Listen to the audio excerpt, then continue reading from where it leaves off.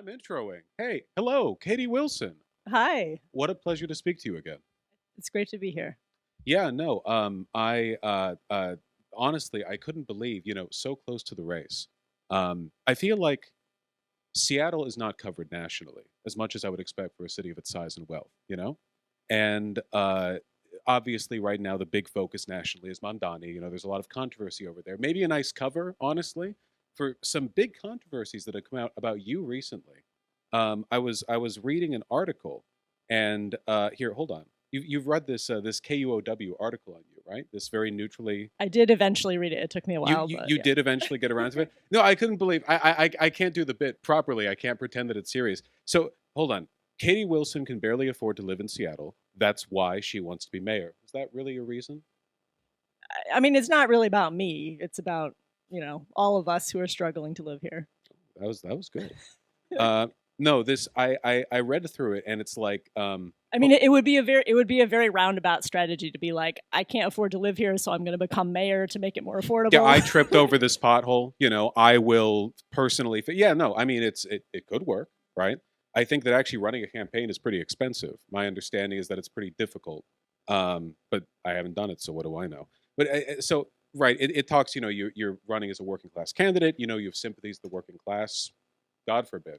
And then there's this paragraph where it says, not included in the narrative Wilson tells in the campaign trail is how she affords this expensive city. The answer is simple and arguably very Seattle. Her parents, professors in New York State, give her money. And it goes on to say that they help you with childcare costs at length, extensively in this article. The way they phrase your responses to this, when pressed, you admitted. And this was like never a secret. I mean, I told her. Like, and it's also, I mean, they like, she made it sound like I'm some kind of trust fund kid or something like that. It's like I'm a 43-year-old woman. I've been living in Seattle for over 20 years independently, and before this campaign, I didn't have my daughter in childcare. And yeah, my parents, offered to step up and help with some of those costs during the campaign. So it's like it's not very scandalous, but they tried to turn it into Oh, some it's kind of it's weird. it's Yeah, bad. I I know it's believe they bad. used the term ivory tower in the article. Um, and Bruce Harrell, of course, your opponent, even sent out a mass text. Hold on, from KUOW. Katie Wilson's campaign built around working class identity, but parents pay her bills. There a contradiction in those two? I feel like, if anything, that's. I mean, I'm speaking as a 31, soon to be 32-year-old. A lot of people are getting help out where they can. Um, I've noticed this trend with people who are sympathetic to the working class. They run politicians, even pundits, where they have to keep proving it. It's like being a sports fan. Well, are you the biggest Mariners fan? In what way exactly are you working class? Is every moment of your life dedicated to poverty and monastic suffering? How ascetic are you? Do you eat only lentils? It's just like an obsession, right? I feel like a little bit more scrutiny could be paid towards the wealthier people. I mean, yeah, and I feel like this. I'm an elder millennial, right? I'm like the old end of the millennial generation, and it's like the avocado toast thing, right? It's like we're this generation that at some point realized that we're on the whole less well off than our parents, maybe kind of downwardly mobile. And that's just kind of a feature of where we're at. And so many people receive help from family or friends in some way or another. It's actually pretty normal these days. It's like really no. I don't know. It feels to me like it's almost anti attack ad there, where they're like, well, oh, this person who you thought was relatable. Did you know that her parents helped out with some household expenses? I go, okay, I don't know. When I went to a community college and then I went to a university. And between the two, I saved up for a while, for a year. I worked and I lived with my parents, so I didn't have to pay rent. I saved up. Moocher. I know, right? Yeah, it's a working class lifestyle, but he lives with his parents. My mom saved up too. She didn't tell me. When I went off to university, she kicked me some money, go along with me. Really, really, really helped. It helped me, not have to work when I was at uni. Helped me enjoy my time there, get a little bit more out of the lessons. I feel like, I mean, it's such a big class divide that can even be used as an insult, you know? Totally. And I mean, the incumbent lives in a multi-million dollar house. He's got, he's a multi-millionaire. And I think that's kind of part of what this campaign is about. It's not him personally, but just he's a little out of touch with the situation that most people are experiencing in their daily lives. Yeah, I mean, I see it all over the country. It feels like, I don't know if I want to say people are waking up, because you always say that people are getting smarter, and in the long run, maybe they're not. I don't know. We tend to keep making the same mistakes in aggregate, but it does seem like more and more we're being made aware of how big of a difference there is culturally between like the average guy and the average person in Congress or the Senate or even city council in a lot of cities. I mean, a lot of even those people often are relatively well-off suburbanites, dictating policy to a city full of people who come from all walks of life. I don't know. I mean, I hope this could mark a change here in Seattle specifically, but also broadly. Yeah, I mean, I'm hopeful. I think one of the most exciting things about this race to me is just the amount of enthusiasm, and especially from younger people. I think people are really ready for a different kind of politics, a different kind of leadership. And, I'm coming from being a community organizer, and it's all about participation. It's all about how can we get more people in our city really involved in the governance process and making those decisions that affect our lives. And I think that message has really resonated. And also just the promise that, like, I'm going to fight to make this city affordable, right? Like, we have a housing crisis, childcare is so expensive, groceries are so expensive. And right now, I think what people are seeing from City Hall is just not a lot of urgency around that. Yeah, I mean, especially not when they're running attack ads like, did you know you're getting help from folks?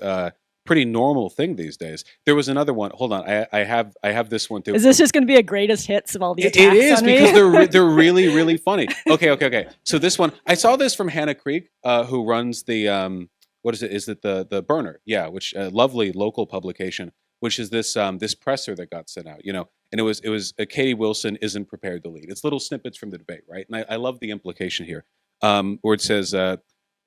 Questions posed. What's the highest budget you've ever managed? And your answer was say around $250,000 or so. How much will your plan cost? How many employees have you managed? And the small text here is no candidate authorized this ad. It's paid for by Bruce Harrell for Seattle's Future, 509 Olive Way, Suite 111. It's this like, I mean, forgive me for reading too much into it, But it seems to me like the implication of these attacks, how many people have you let? Seattle's got a huge budget. Have you ran a budget that large? Is that the only job you could have that would prepare you to be mayor is CEO. That's the only acceptable, like morally acceptable lead up. And anything else, community organizer, activist, even a lawyer, a lot of presidents were lawyers before, none of those would work. It's all just, CFO stuff. It's all like budgetary work. Well, and it's a very, it's a very inaccurate depiction of what the job of mayor is, right? Like, I can tell you right now, Bruce Harrell's not up there on the 7th floor, like personally managing 14,000 people. And if he is, like, that's a problem. Maybe that's why it's so dysfunctional up there. Well, that's impressive. If he was doing that, I would switch my vote. I'm sorry to say, it's a lot of work for one guy. It is. I mean, it's a task of delegation, right? Anything from the president to the mayor, you have to choose the people around you. Do you feel you have good people to choose from? Oh, I do. Yeah. I mean, since we came out of the primary with over 50% of the vote, we immediately got very serious about planning for winning, basically, right? And so over the last few months, I've been working with a lot of great people, including people who've worked in City Hall for decades, and really mapping out, like, what does that look like? What's the transition process look like? What's a good structure for the mayor's office? How should the mayor's office relate to the departments? Because right now there's just a lot of dysfunction in City Hall. And so, yeah, I mean, I'm very aware that as I assemble my team, as I assemble the executive team and the mayor's office, right, I'm going to need to bring people in with me who have kinds of experience that I don't have, right? And my experience as a coalition builder, as a community organizer, in many ways, I think prepares me better for this job than if I was the CEO of a Fortune 500 company, right? Because I have so many relationships around the city, and I really know the landscape in a way that if you were coming in from the corporate sector, from the outside, like, you wouldn't know what you were doing. You would be at the mercy of whoever got your ear. And so, yeah, it's really about assembling that team and making sure that you're bringing in with you people who have kinds of experience that you don't, and that together you have all those capacities and skills needed to lead the city. I mean, I think that's just it, right? Usually when these people come in, they come in from the business side of things. They're used to working with consultants, lobbyists. This is how you get bills that are like written by corporations and signed off on by politicians. You don't have much like expert insight or input from that side of things. where actual experts get sidelined. I don't. I mean, I can't say I'm privy to the operation of City Hall here in Seattle. I do know that, like, at the very least, in LA, which was the city that I lived in prior to here, which is gridlocked, absolute nightmare city, by the way, would never recommend to anyone. But you know, nothing ever gets done there, and I think that a lot of that is because you have these conflicting interests, right? You've got the corporate interests and so on, but you also have just deadlocked needs of the people that can't really be argued with, or there would be massive electoral consequences. So nothing happens ever. And I really think, I mean, this is something where I think this is a really big difference in approach and governing style between me and the current mayor, right? He's a very transactional politician. And I'm not saying that like as a slam on him. I think it's just a fact that kind of everyone acknowledges, including people who support him. And so that means that his style is basically building relationships where it's like, well, I give you this and then you give me this, right? And I think when you look at the way that he's operated over the last 4 years in City Hall, like he came into office wanting above all to be a two-term mayor, right? And so that meant that he put a lot of focus in his 4 years on building that coalition of interests that he thought was going to be able to get him reelected. And in my mind, that's just not a good way to govern, right? Because that means that you're not starting with the vision of the city and the vision of what people need. You're starting with, well, I need these people on my team, so what did they want? And I need these people on my team, so what did they want? And so you end up with this kind of incoherent grab bag of interests that you're trying to satisfy. And you don't end up with a coherent vision for the city. You don't end up with progress on the problems that everyday people are facing in their lives. For me, that is the most important thing. And so when I step into the mayor's office, I'm going to be governing with that vision and with that desire to have everyday people participating in that vision and building it and carrying it out. And the interest thing, I mean, there's always a transactional element to politics, but that's really secondary. I guess that's what's always gotten me down. I think it's the reason a lot of people have gotten down on, I guess, democracy in general lately. The idea that politics is just for politics. There's not really a point to it. Once you're in power, you use it to, you do what you want, you reward favors. A lot of people, I think, they don't believe in the idea that you can just elect a good person and they do good work, and they do it because they love the city and they care about the people. And to whatever extent it has to be transactional to get stuff done, right? It's still the real world, but at the end of the day, the goals are altruistic. I think a lot of people have forgotten that's even possible. They've kind of like given up on the process, I think that's right. And I mean, here I just want to give a plug for our democracy voucher program, because I think part of the reason, I mean, there's lots of reasons why our politics is kind of corrupt in that way. But one of the reasons, of course, is how elections are financed. And here in Seattle, we have the democracy voucher program where ordinary people, even if you don't have a lot of money, right, you can contribute to a candidate's campaign through this program. And that's like overwhelmingly how we funded our campaign. And that's really part of the reason why I feel like I'm going to be able to be accountable to the people of Seattle in a way that would be really difficult if I was depending on bigger dollar donations from people. Oh, and they're going to expect a lot from you too. I mean, if you win, and there's a decent shot you do, the people of Seattle haven't had, I mean, we haven't had a hero mayor in a long time. Certainly not since I came Do I have here. to be a hero mayor?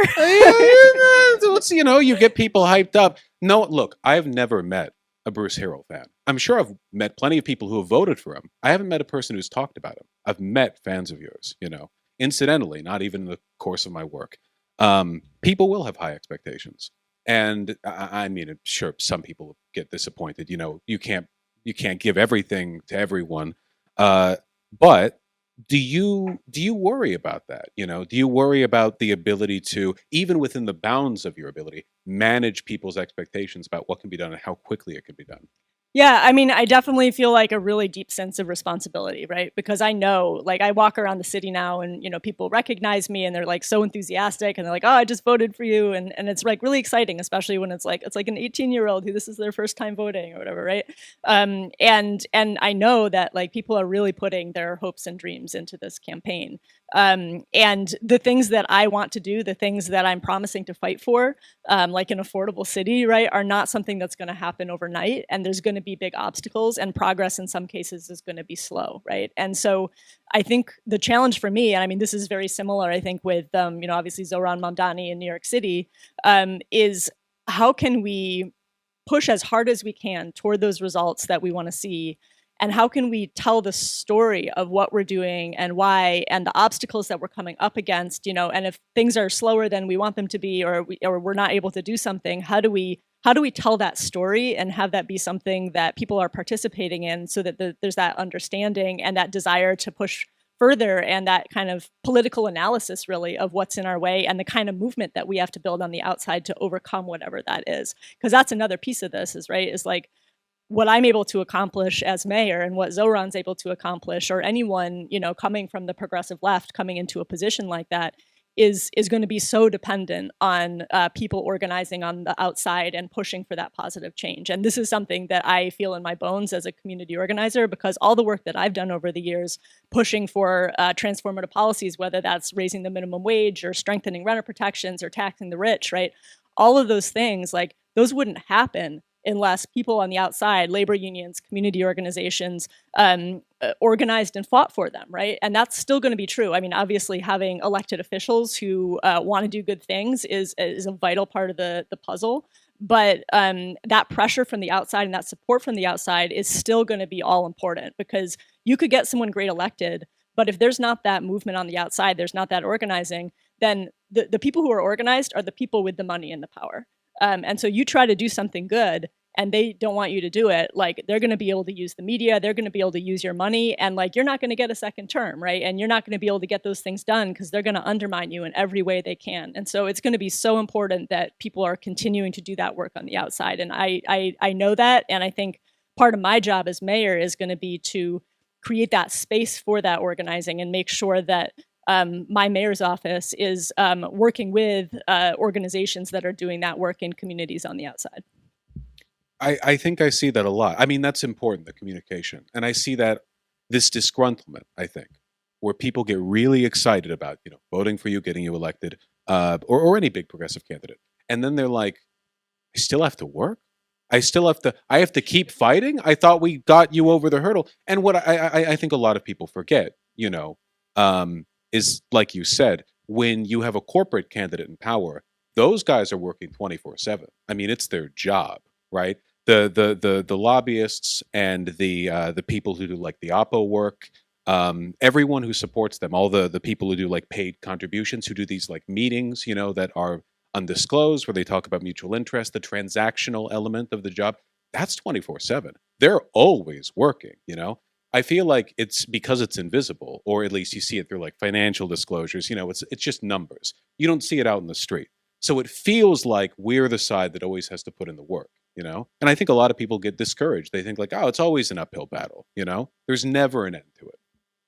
Yeah, absolutely. And, it's like the slogan of my campaign is, "This is your city," right? And there's like different meanings to that. And one meaning is like, this is your city, so you should be able to afford to live here. Your government should be working for you, should be delivering results for you. But another meaning is that, like, this is your city, so it's also your responsibility. Like, you're also part of it. You're also someone who has to step up and help to make it work. And so there's that kind of two sides of that for me. People often feel very disconnected from local government. I think in a lot of ways it's less democratic than national government, because you go online, you read the newspapers, you always know what the president's up to. Congress and the Senate, everyone pays attention. I think a lot of people have no idea what goes on at a local level. It's functionally invisible, which makes it, kind of undemocratic in practice. Yeah, I mean, that's why like good local news coverage is so important. And that's why having communities that like talk to each other, community organizations that help to keep their members or their constituents in the loop about what the government's doing, like all of that work, that like civil society work, that community work is so important, because if people don't know what's going on, then how can they participate? How can they actually make a difference?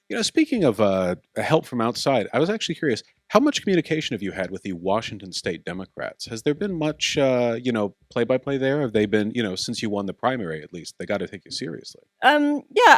Not really. I mean, like, I know lots of Democratic Party, like politicians and elected officials, basically, right? But not like I wouldn't say that like the party per se I haven't sat down with anyone from the party in some kind of official capacity. Do you think they're waiting for the general to finish so they can see how it all plays out, or I'm not sure that that's how politics works here.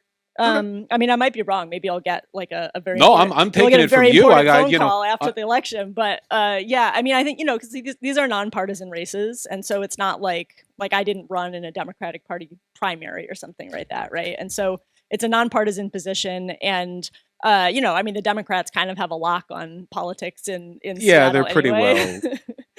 well. So yeah, I don't know. I haven't like seen the Democratic Washington State Democratic Party kind of like act as an entity in this race. I mean, of course, I got sole endorsements from all the legislative district Democrat groups in Seattle, and so those are every legislative district has a group with membership of folks in that district, and so I went through all of their processes and know the leadership of a lot of those groups. I just know you're going to need, of course, cooperation from the state, and with all the threats going around. Trump saying he'll remove federal funding grants to blue cities who Oh, disobey and him. yeah, I mean, it's like if assuming I win this race, right? Getting on the phone, building those relationships with the governor's office, and I mean, already have relationships with a lot of state legislators, but deepening those relationships is going to be super important because yeah, we need that tight coordination from the get go. Right.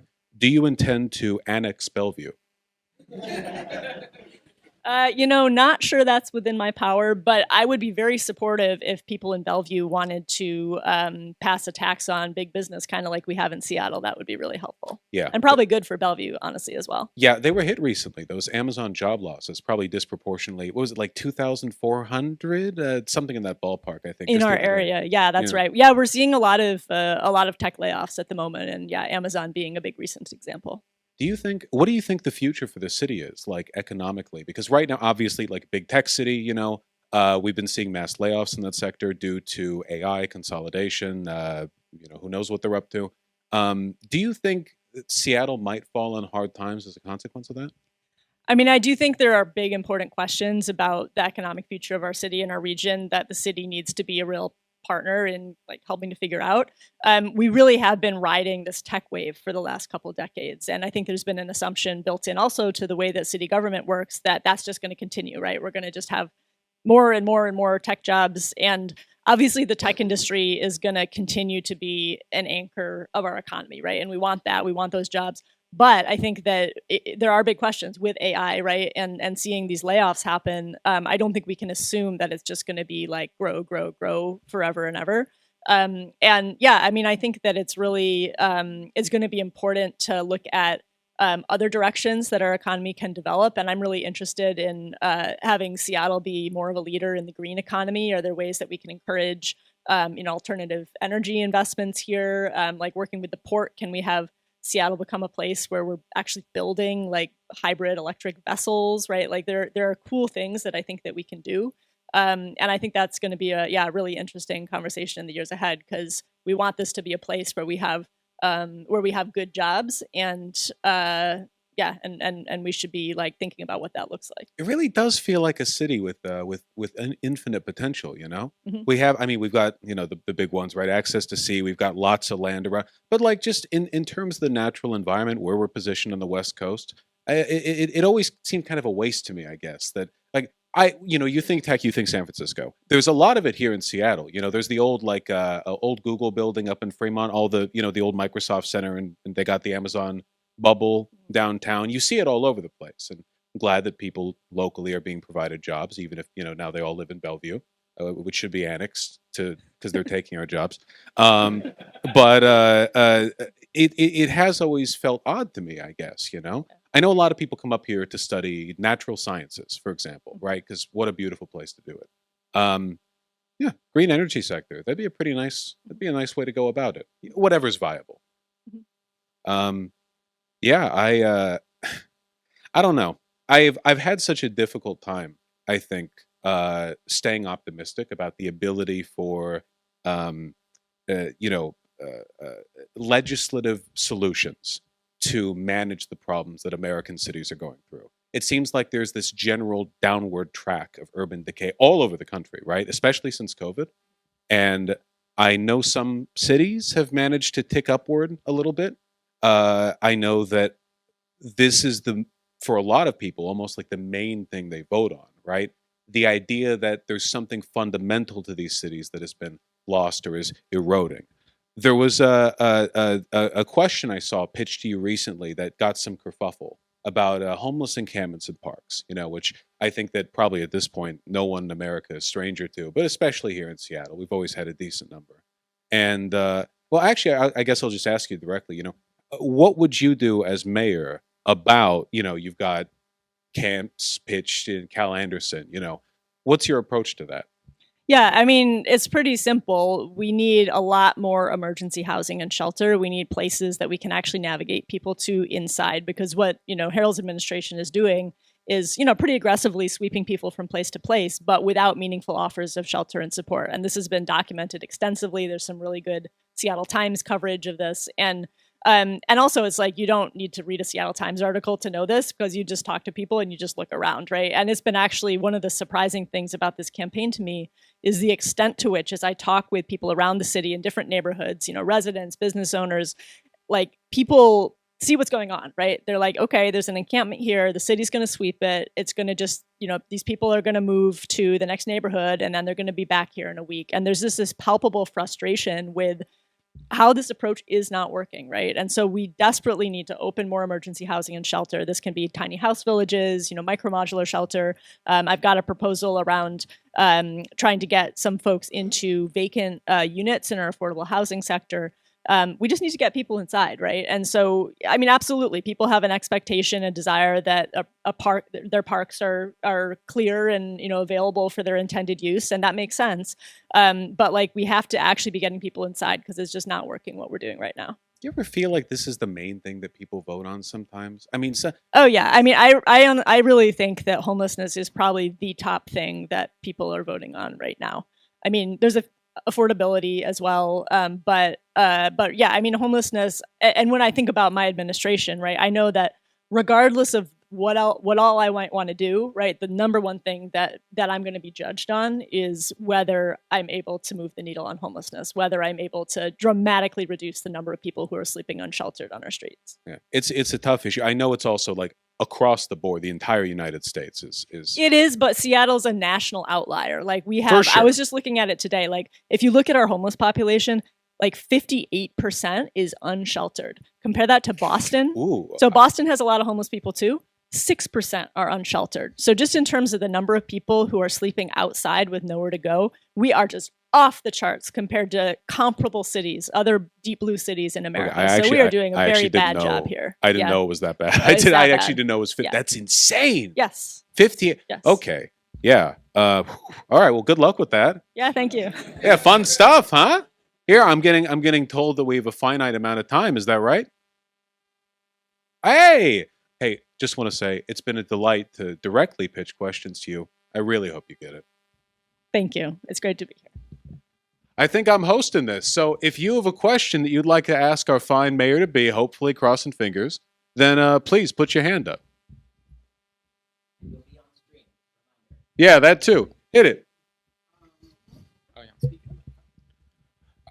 So I'm from Romania, and earlier this year they had a pretty big election between like the fascist guy and the center-left guy, and the center-left guy ended up winning, and then everyone forgot about him. Like, I have not heard of anything he did in the 9 months since he took office.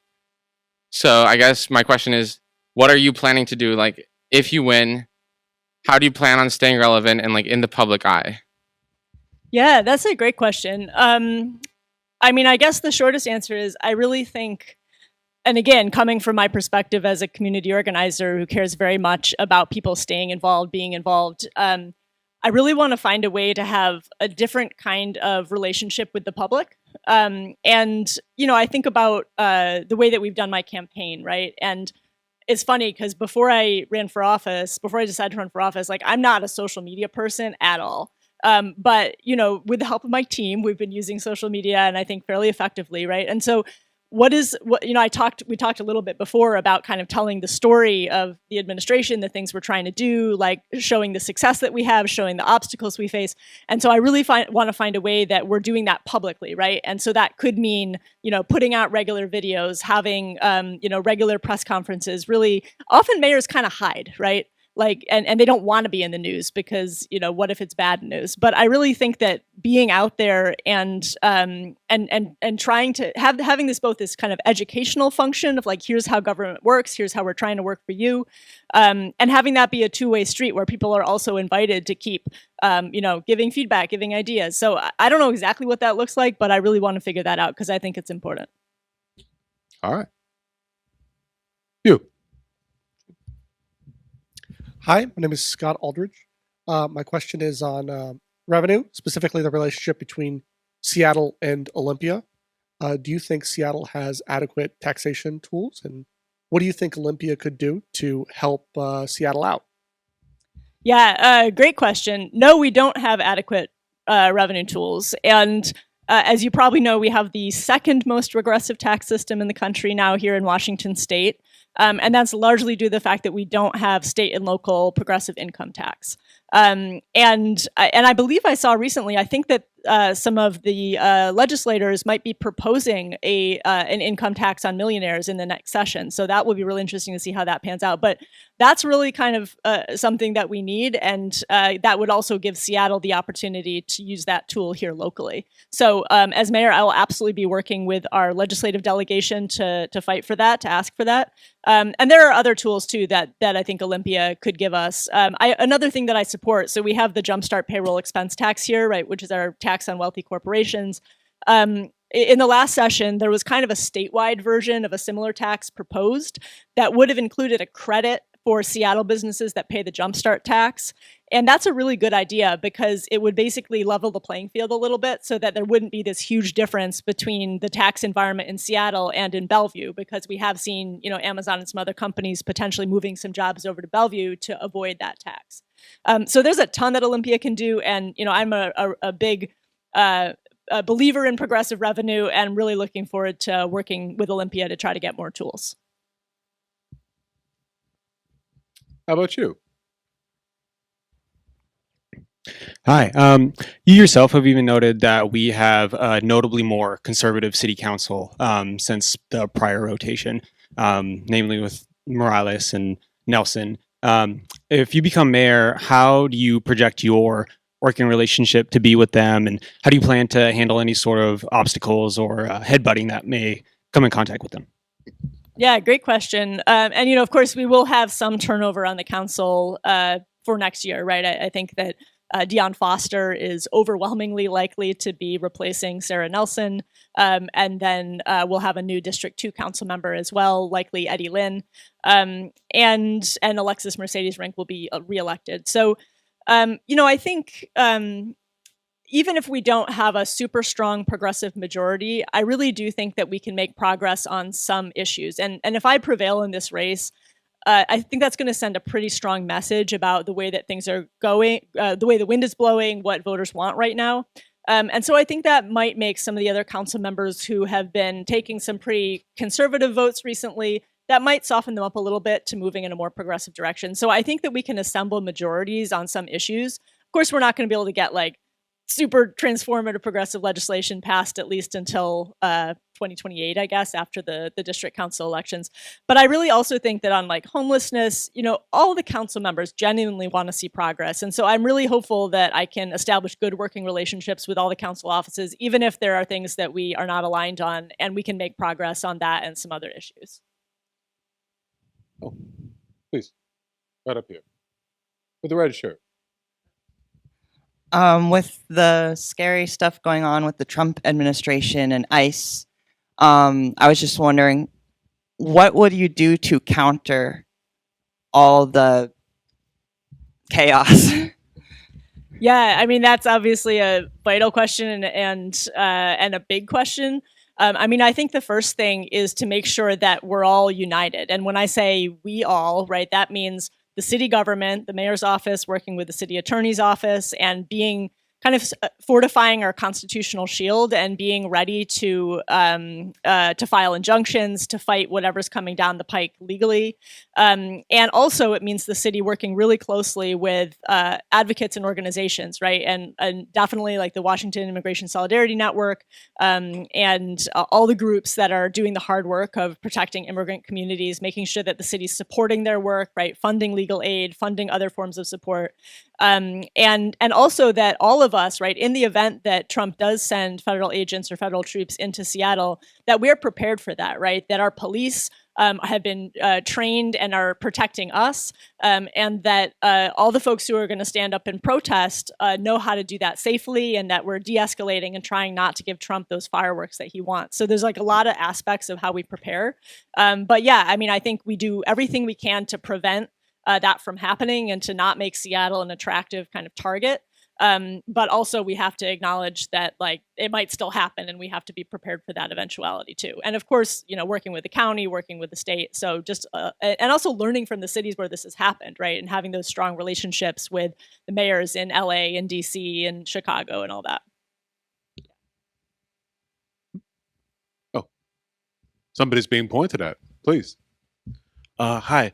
Howdy. So I was thinking, with the homeless population, I know like getting people into housing is really great, but I also know that takes time.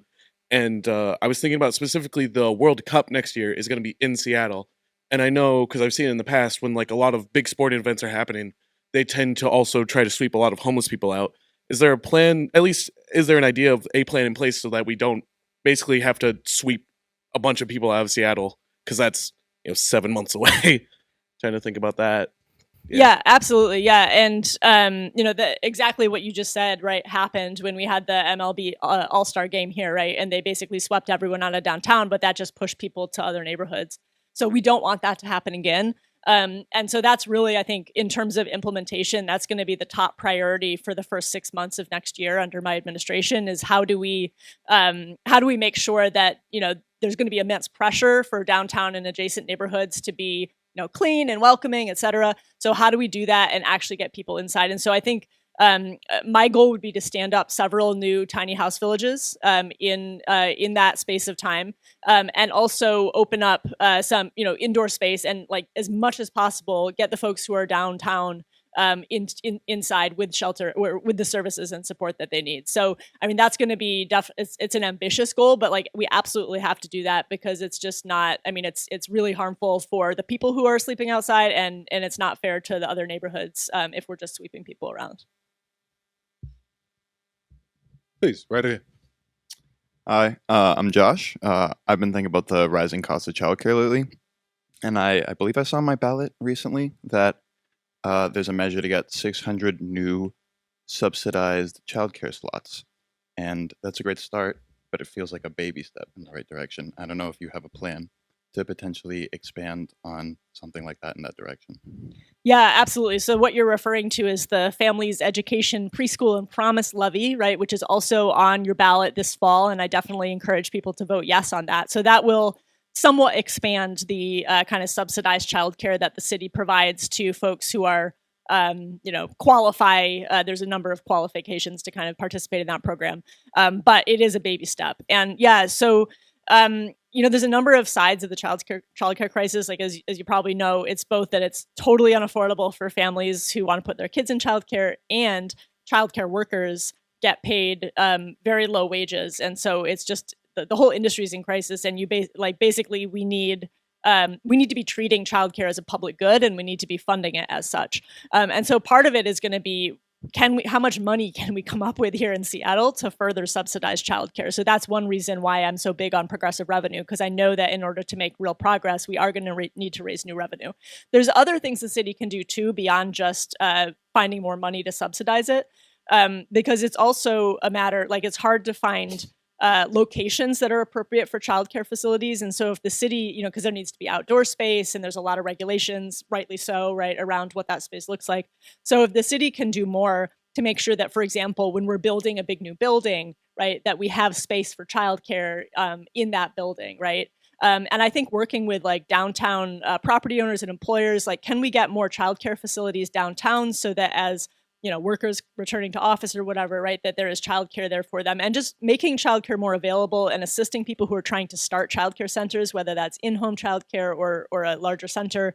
That will also help to bring the price down just by having more availability of it and having that kind of technical assistance or assistance finding space. So it's kind of a big thing, but I really want to convene people who know the sector and come up with a roadmap and hopefully be able to do tackle some big pieces of that, like in my first term. Another thing I've talked about on the campaign is free K-8 summer care, because you're a working parent and you have a school-age kid, and then school lets out for the summer, and like, what are you supposed to do with your kid, right? And so if we can work with our community centers and provide more summer programs for free or cheap, then that's another good thing we can do too. Got the hand up in the back, wearing a blue or a black long sleeve. Yeah. What do you plan to do about the federal welfare funding crisis that's about to happen?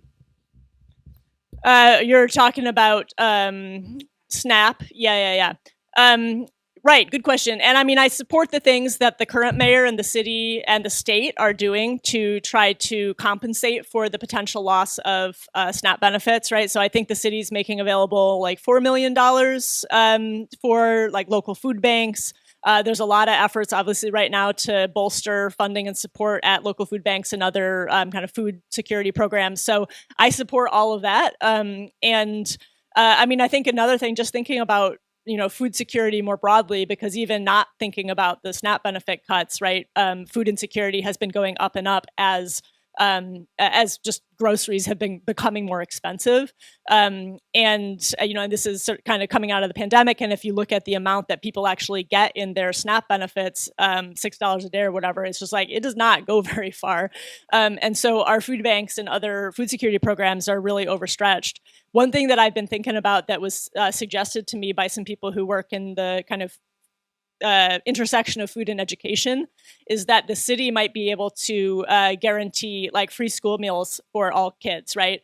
Kind of layering on top of the existing federal and state programs. And that would actually be a fairly low cost intervention that could just really improve the situation for families with kids in Seattle. Oh, to the gentleman in the coat. Yeah. Hi.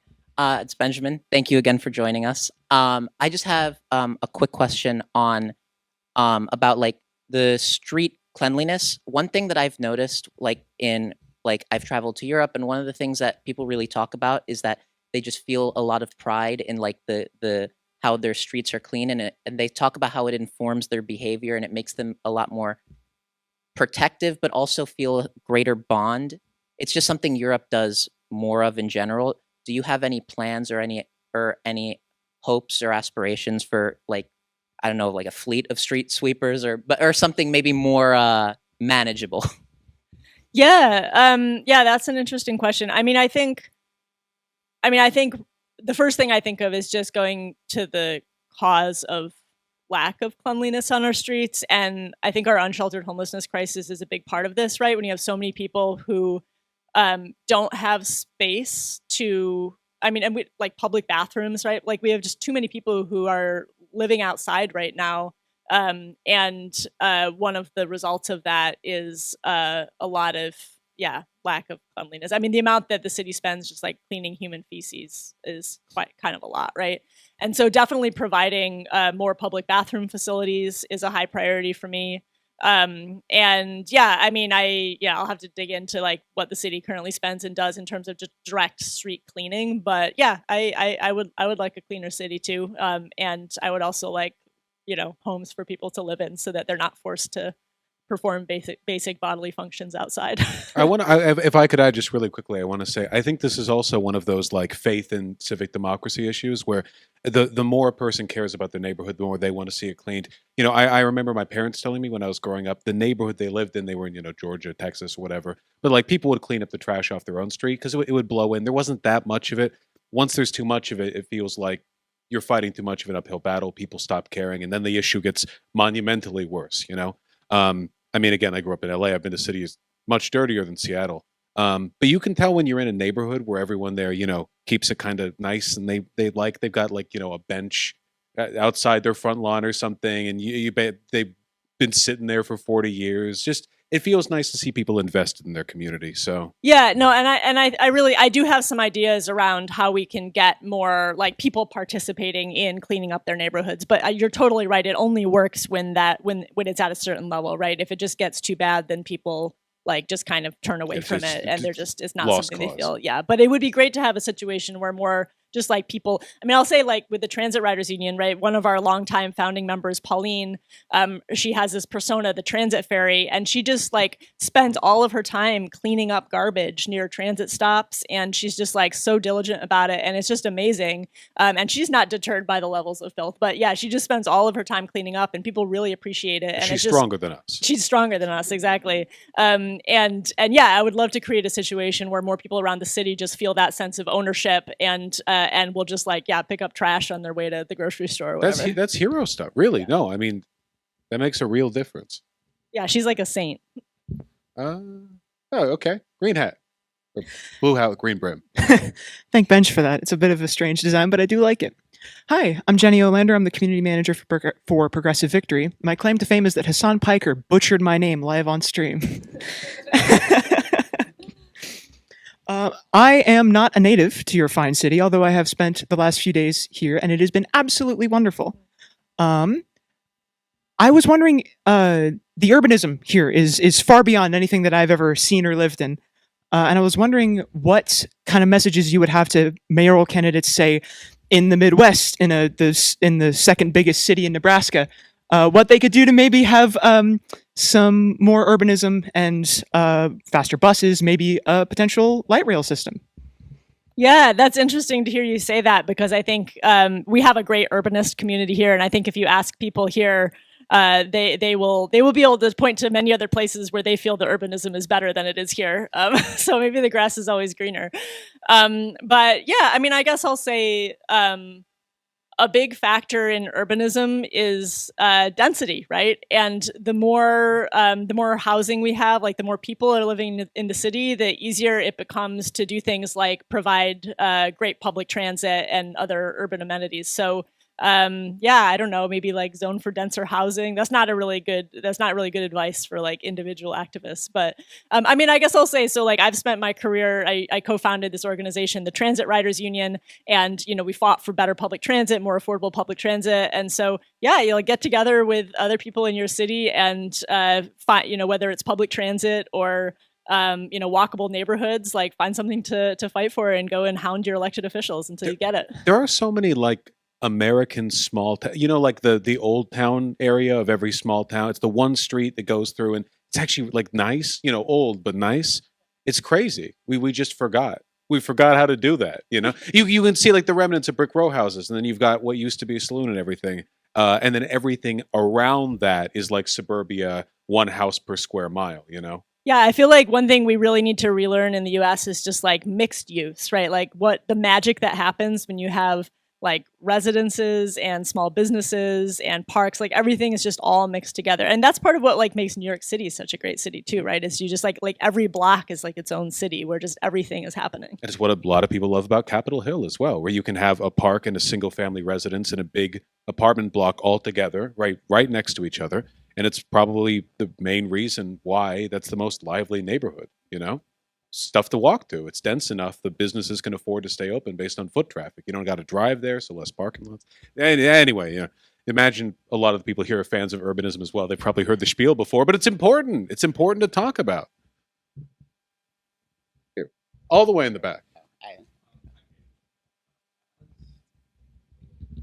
Oh, got it. Yeah. The people got here. Testing. As our city's public transport improves, do you have any plan to coordinate with the surrounding municipalities, for people commuting in, whether for work or any other reason, to get, just better coordination within the region itself? Yeah, and actually this like a little bit of history. So back in 2014, there was a funding measure on the ballot countywide, a King County funding measure to fund King County Metro Transit Service. And it was on like the April ballot. It was a sales tax, unfortunately, right? A regressive, unpopular tax. And it failed. It failed at the ballot. And so what happened was that the city of Seattle decided to go it alone. And so that same fall, there was a city of Seattle ballot measure to fund transit service that passed. And then Seattle used that money to basically purchase service from King County Metro. And so that's what we've been doing since then. That measure was renewed in 2020. But what that's meant is that we've been, adding bus service, improving bus service within the city of Seattle, but the rest of the county, not so much.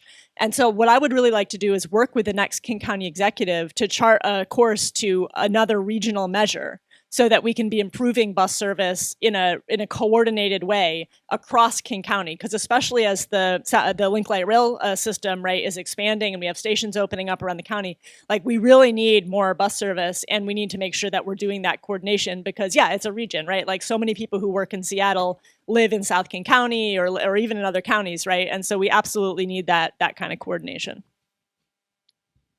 We got just time for one more question. The powers that be, but 3 more. Well, I can't read at a distance.